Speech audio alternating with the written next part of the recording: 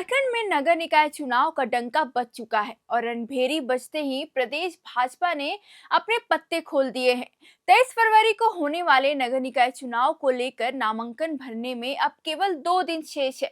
ऐसे में गैर दलीय आधार पर हो रहे इस चुनाव में पार्टी समर्थित उम्मीदवारों की तस्वीर अब साफ होने लगी है। कांग्रेस ने रांची में पूर्व मेयर और झारखंड महिला कांग्रेस की प्रदेश अध्यक्ष रमा खलको को समर्थन देने का ऐलान किया है।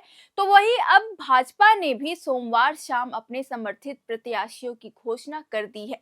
पार्टी ने रांची, धनबाद समेत 4 प्रमुख नगर निगमों के लिए अपने समर्थित उम्मीदवारों के नाम तय कर दिए हैं। भाजपा ने धनबाद से संजीव अग्रवाल, रांची से रोशनी खलको, चास से अविनाश कुमार और हजारीबाग से सुदेश चंद्रवंशी को मेयर पद के लिए अपना समर्थन देने का ऐलान किया है। पार्टी से जुड़े सूत्रों के अनुसार इन नामों पर भाजपा के शीर्ष नेताओं के साथ विस्तृत मंथन के बाद सहमति बनी। इसके बाद समर्थित प्रत्याशियों की सूची को अंतिम रूप दिया गया। गैर दलीय चुनाव होने के बावजूद भाजपा की इस घोषणा को राजनीतिक रणनीति के तौर पर देखा जा रहा है, जिससे शहरी मतदाताओं के बीच पार्टी का संदेश स्पष्ट रूप से पहुंचे। बता दें, रांची की उम्मीदवार रोशनी खलको पूर्व में पार्षद रह चुकी है। उन्होंने ही झारखंड हाई कोर्ट में समय पर नगर निकाय चुनाव कराने को लेकर याचिका दायर की थी। उनकी इस कानूनी पहल के बाद ही हाई कोर्ट ने राज्य सरकार को जल्द चुनाव कराने का बड़ा निर्देश दिया था। पूर्व मेयर व कांग्रेस समर्थित प्रत्याशी रमा खलको एक बार फिर नगर निगम चुनाव के रण में उतरने को तैयार है।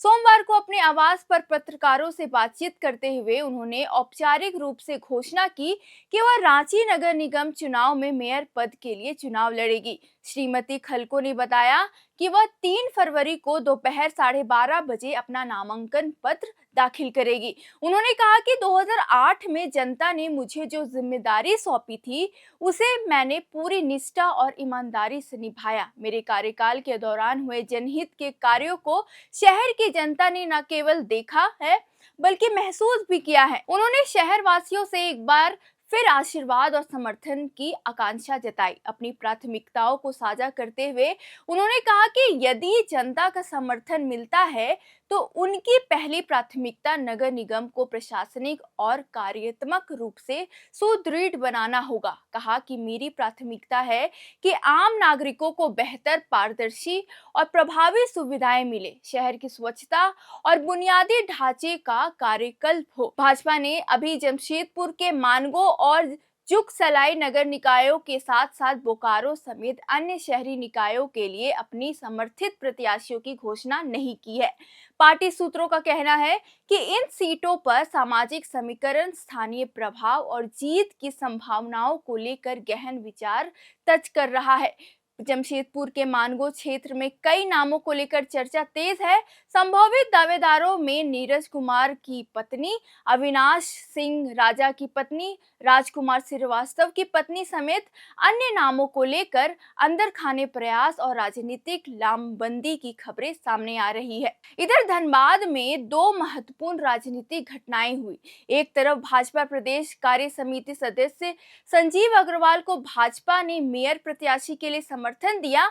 वहीं भाजपा के वरिष्ठ नेता एवं पूर्व मेयर चंद्रशेखर अग्रवाल इससे नाराज होकर सोमवार को ही देर शाम दुमका पहुंचे और झारखंड दिवस पर आयोजित कार्यक्रम में मुख्यमंत्री सोरेन की मौजूदगी में झामुमो में शामिल हो गए। चंद्रशेखर अग्रवाल पद के लिए पहले ही नामांकन कर चुके हैं। संजीव अग्रवाल भाजपा समर्थित प्रत्याशी के रूप में 4 फरवरी को नामांकन करेंगे। प्रदेश अध्यक्ष आदित्य साहू सहित पार्टी के वरिष्ठ नेता वहां मौजूद रहेंगे। वही संकेत यह है कि चंद्रशेखर अग्रवाल को अब निगम चुनाव में झामुमो का समर्थन प्राप्त होगा। वैसे इसके लिए झामुमो को अपने पूर्व घोषित प्रत्याशी नीलम मिश्रा को बैठाना होगा। नीलम ने सोमवार को ही पर्चा दाखिल किया है। सोमवार बुधवार को धनबाद के राजनीतिक तापमान को देख जानकर कहते हैं कि निगम चुनाव अब रोचक दौर प्रवेश करने जा रहा है। पूर्व मेयर चंद्रशेखर अग्रवाल भाजपा से समर्थन नहीं मिलने पर उपेक्षित महसूस कर तुरंत झामुमो में शामिल हो गए। अब चुनाव उनकी प्रतिष्ठा से जुड़ गया है। दूसरी तरफ भाजपा की धनबाद में मजबूत पैठ है।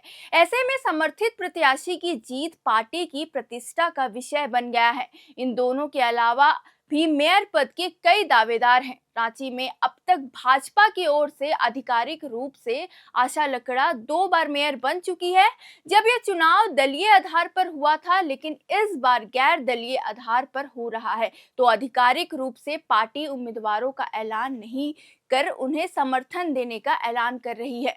नामांकन की समय सीमा कल यानी बुधवार को खत्म हो रही है।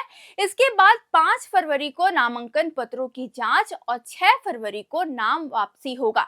वहीं 7 फरवरी को चुनाव चिन्हों का आवंटन होगा। बाकी नगर निकाय चुनाव भले ही दलीय आधार पर नहीं हो रहे हो, लेकिन भाजपा द्वारा समर्थित प्रत्याशियों की घोषणा के बाद यह साफ हो गया है कि शहरी चुनाव पूरी तरह राजनीतिक माहौल में लड़ जाएंगे। आने वाले दिनों में अन्य दलों की रणनीति और उनके समर्थित उम्मीदवारों की सूची पर भी नजर बनी रहेगी। राज्य के सभी 48 नगर निकायों में 4 फरवरी को नामांकन भरने का अंतिम दिन है। ऐसे में 44 नगर निकायों को लेकर पार्टी की रणनीति क्या है, इसे तय करना अभी शेष है। फिलहाल इस वीडियो के लिए इतना ही। वीडियो को लाइक करें, चैनल को सब्सक्राइब करें और नगर निकाय चुनाव की पल पल अपडेट्स के लिए देखते रहें एयर नाउ।